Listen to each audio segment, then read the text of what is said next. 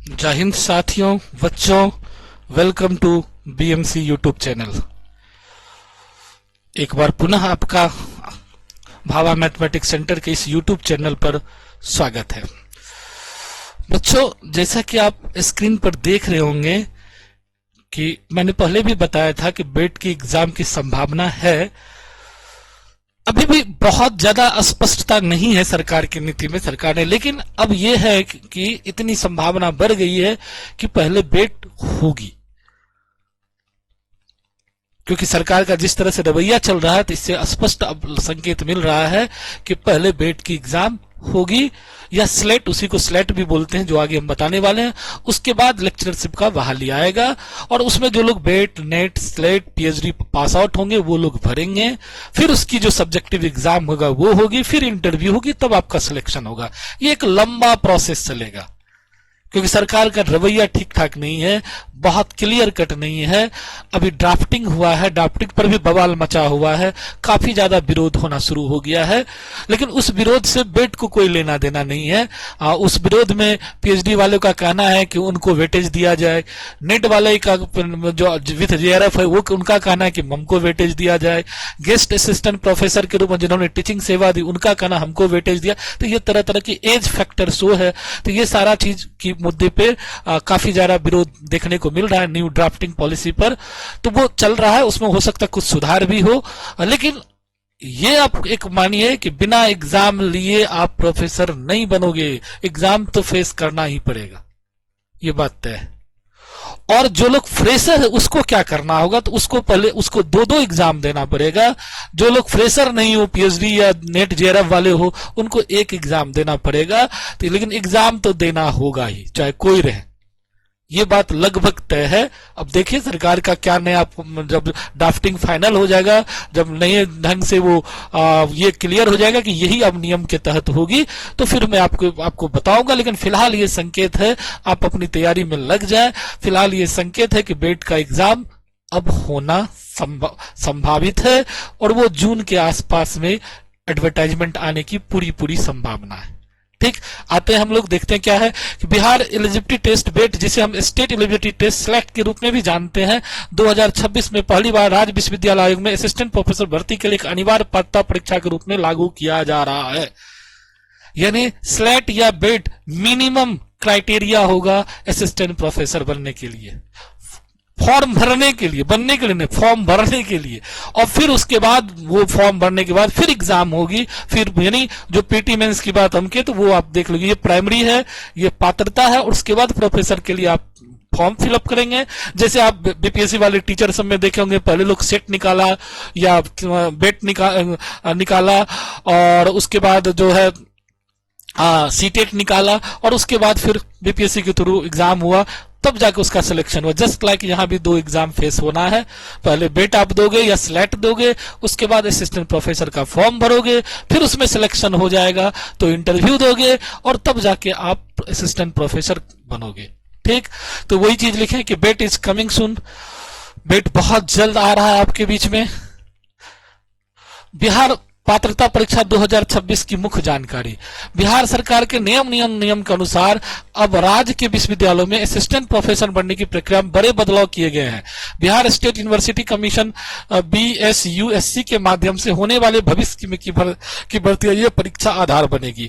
बेट और स्लेट की अनिवार्यता, राज्य स्तर पर असिस्टेंट प्रोफेसर पद के लिए आवेदन करने हेतु अब बेट या यूजीसी नेट उत्तीर्ण होना अनिवार्य होगा।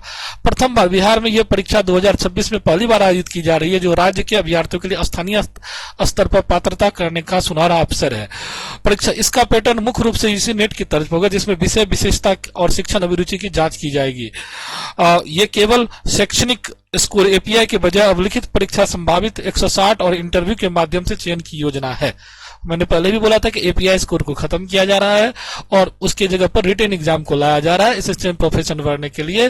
तो अब वो, और इसको भरने के लिए जो बेट या स्लेट जो भरेंगे उसके लिए मिनिमम अर्हता क्या है, 55% मार्क्स होना चाहिए आपको मास्टर डिग्री में, तभी आप इस फॉर्म को भर सकते हो। तो जो लोग मास्टर डिग्री में हो तो ये अपना मेंटेन करके रखना कि 55 से नीचे आपका स्कोर नहीं हो अपना तैयारी इस तरह से रखो कि 55 से ऊपर आपका मार्क्स आवे, जिससे कि ये फॉर्म को आप भर सके। और अब तैयारी अभी से ही आप शुरू कर सकते हो, क्योंकि ये लंबा सिलेबस होता है, लंबा पैटर्न है इसका और लंबा प्रोसेस भी है इसका। ये पूरे एग्जाम कराने में जितना इजी में इन्होंने लिख दिया, ये कराने में ये 5-6 साल ले लेते हैं, 10-10 साल लगा देते हैं ये लोग। तो आपको लंबा पारी खेलने के लिए तैयार रहो। एक तरह से समझो क्रिकेट की भाषा में टेस्ट मैच खेलने के लिए आप तैयार रहो, तभी जाके आप यहां तक पहुंच सकते हो। कमिंग सून बेट 2026 कमिंग सून हो रहा है। अब ये मेरा हेडिंग है, देखिए कि बिहार विद्यालय पात्रता परीक्षा बेट संभावना अधिक प्रबल हो गई है, यानी नोटिफिकेशन अब आने की बहुत ज्यादा संभावना हो गई है कि अब स्लेट या बेट बहुत जल्दी बिहार में होगा। कब होगा ये हम भी नहीं कह सकते, क्योंकि हम तो उस मेंबर में वालों कमिटी में है भी नहीं, या उस मेंबर के सदस्य नहीं, या ना ही सरकार है।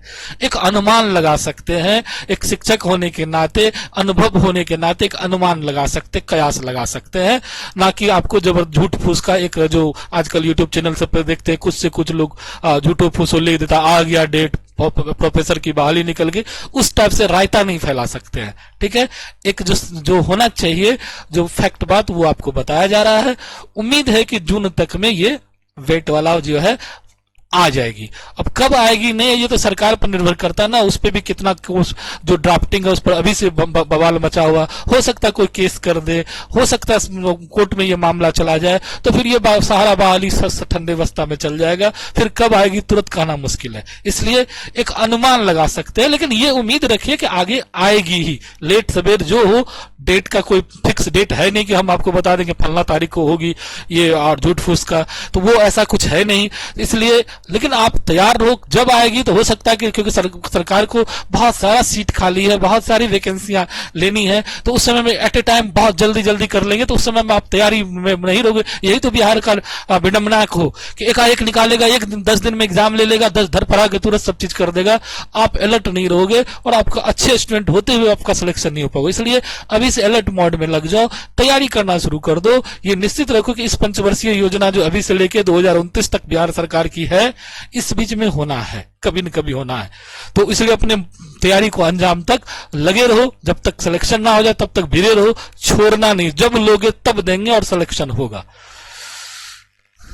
ये है हमारा यूजीसी नेट के तरफ आयोजित होगी परीक्षा। बिहार में असिस्टेंट प्रोफेसर नियुक्ति पहले होगा स्टेट लेवल एलिजिबिलिटी, इन्होंने स्पष्ट किया है पेपर के माध्यम से, हिंदुस्तान में छपा है, पटना का ये है कि असिस्टेंट प्रोफेसर की नियुक्ति से पहले स्टेट लेवल एलिजिबिलिटी टेस्ट होगा। ये मैं नहीं कर रहा, हिंदुस्तान पेपर में छपा, उसी को कोट कर रहा हूं मैं।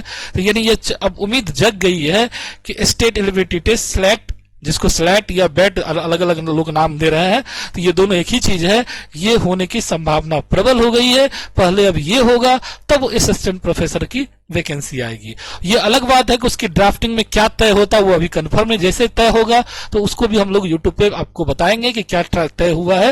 लेकिन ये सारा काम जो होगा, जो भी मान लो वेटेज दे या एज फैक्टर है या कुछ एक्सपीरियंस वाला को मर्ज करे, वो रिटन एग्जाम के बाद होगा।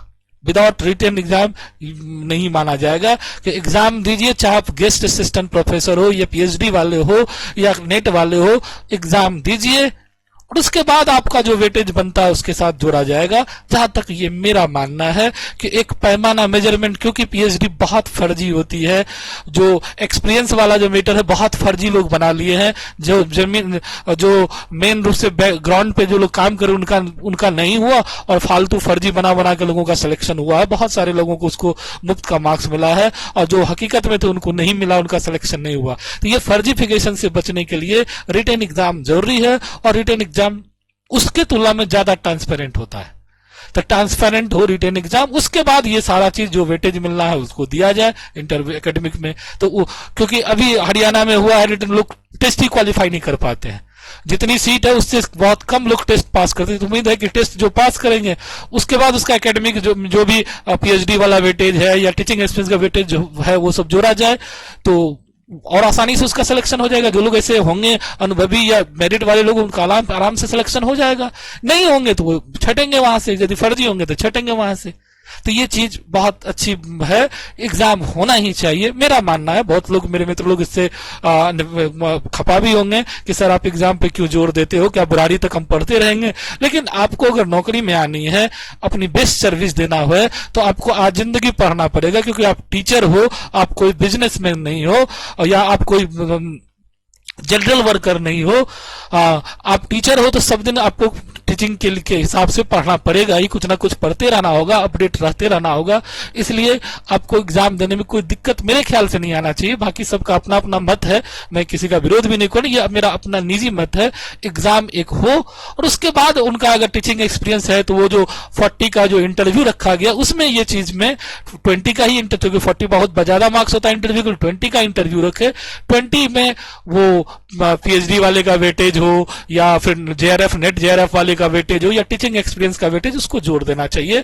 और एज को 55 कर देना चाहिए ड्राफ्टिंग में, तो ज्यादा सहूलियत होगी।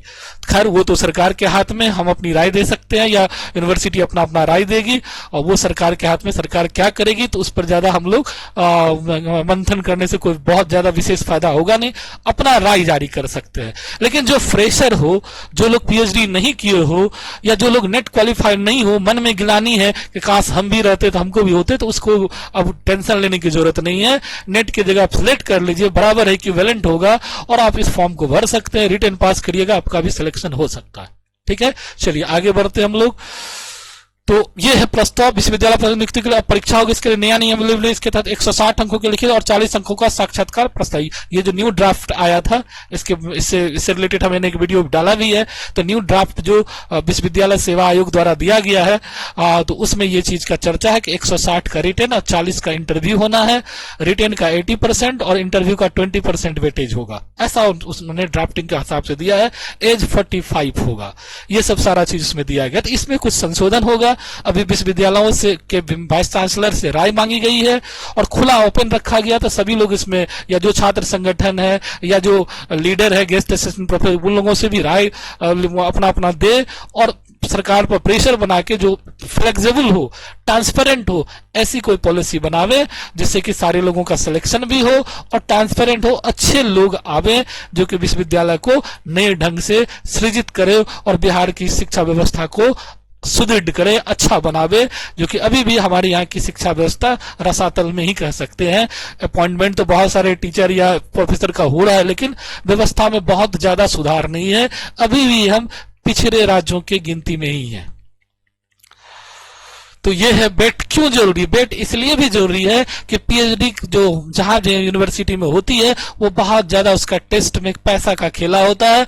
जहां तक कि रजिस्ट्रार, वाइस चांसलर, बड़े बड़े अधिकारी उसमें संलिप्त पाए जाते हैं, अपने चहेते को टेस्ट पास करा देते हैं, बाकी जो अच्छे स्टूडेंट उसको दरकिनार कर देते हैं। वो पीएचडी नहीं करता, और पीएचडी में खेला होता है, खाली पैसे के बल पर डिग्री दी जाती है, सेटिंग गेटिंग का खेल होता है। इसलिए बेट होने से ये आसान, बेट होने से पीएचडी करने वाला का भी रास्ता खुलेगा। बेट सिर्फ लेक्चरशिप फॉर्म भरने का ही रास्ता नहीं होगा, पीएचडी का भी एक आधार बने, जैसे झारखंड में भी बनाया गया है। तो बेट से ही पीएचडी हो। बेट जो क्वालिफाई करेंगे वो स्टेट लेवल पर पीएचडी के लिए अलग अलग यूनिवर्सिटी में अपना आवेदन देंगे। पीआरटी लेने का, यानी यूनिवर्सिटी को रिसर्च टेस्ट लेने का अधिकार नहीं दे, क्योंकि वहां बहुत ज्यादा धांधली होती है, बहुत ज्यादा पैसों का खेल होता है। ठीक है, तो इसलिए बेट जरूरी है, आज की आवश्यकता है। पहले जो चलता था उस समय के लिए वो ठीक था, लेकिन बहुत समय समय पर आगे होते हुए उसमें बहुत सारा डिमेरिट आ गया, बहुत सारा भ्रष्टाचार हुआ है, बहुत सारे अच्छे बच्चे वहां से पलायन कर गए। इस वजह से आज के डेट में बेट होना चाहिए। तो बेट इज नेसेसरी कह सकते हो, बेट बहुत ही आवश्यक है आज के डेट के लिए, फॉर पीएचडी या फॉर असिस्टेंट प्रोफेसर वैकेंसीज, दोनों के लिए ये जरूरी है। ठीक है, नेक्स्ट आते हैं। तो ये बेट का बैच मेरा अगर आप बेट की तैयारी कर रहे हो या स्लेट की तैयारी करना चाहते हो, तो बहुत जल्द हमारा न्यू बैच आने वाला है। झारखंड जेट का एग्जाम 29 मार्च को, उसके बाद हम बेट का ही नया बैच अप्रैल में लॉन्च कर देंगे। चाहे फॉर्म जब निकले उससे कोई मतलब, अभी से तैयारी करोगे तो और अच्छी हो जाएगी तैयारी। तो तब तक, जब तक कि फॉर्म ना निकल जाए, आपका एग्जाम ना होगा, मेरे से जुड़े रहना है। तो बेट का पेपर 1 ओवरऑल जो 10 यूनिट है वो पढ़ना आपको, और पेपर 2 में मैथमेटिकल साइंस मेरे से पढ़ना है। तो अगर आप इसकी तैयारी की इच्छा रखते हो, प्रोफेसर बनने की इच्छा रखते हो, मास्टर डिग्री होल्डर हो या मास्टर डिग्री में एडमिशन लिए हो या फिर पास आउट हो और पढ़ना चाहते हो, तो आप जरूर हमसे जुड़िए। मेरे इस चैनल को भी सब्सक्राइब कीजिए, दोस्तों के बीच में शेयर भी कीजिए और मेरा नंबर नोट कर लीजिए। ऑनलाइन ऑफलाइन दोनों मोड में हम अपना क्लास शुरू करने वाले हैं अप्रैल में, ये जेट का एग्जाम होने के बाद। तो फिर आप जुड़िए और बहुत ज्यादा फायदा उठाइए, जो है आपका भी सिलेक्शन हो मेरे मार्गदर्शन में, तो और अच्छी बात है। चलिए इन्हीं बातों के साथ आज का ये लेक्चर हम एंड करते हैं, फिर मिलते एक नई सूचना। जब भी कोई अच्छा ऑथेंटिक चीज मिलेगी तो हम आपके बीच में आएंगे, और फिर सब्जेक्ट से रिलेटेड भी जो कुछ टर्म होता है बीच बीच में हम डालते ही रहते हैं, जब जब मौका मिलता है तो वो भी आपको डालेंगे। तो बैच से रिलेटेड बैच आपको अप्रैल में फर्स्ट वीक में मिल जाएगा। जो लोग इंटरेस्टेड होंगे तो वो बैच आप परचेज कर लेना, और उस बैच पर ही हम लोग, बहुत मिनिमम फी है, बहुत ज्यादा हाई फी हम लोग नहीं रखते हैं, मिनिमम फी है। उसको मेरा ऐप इंस्टॉल कर लेना आप, उसमें कोर्स रहेगा, उस कोर्स को परचेज करोगे, उसी पर हम लाइव आते हैं, उसी पर रिकॉर्डेड भी वीडियो रखा रहता है, पीडीएफ भी मिलेगा, सारा चीज वही मिलेगा। ऑफलाइन भी चाहोगे तो ऑफलाइन भी आप लोग आके पढ़ सकते हो। चलिए तब तक के लिए धन्यवाद, नेक्स्ट मिलते हैं नए वीडियो के साथ। ये ड्राफ्टिंग का है मैटर,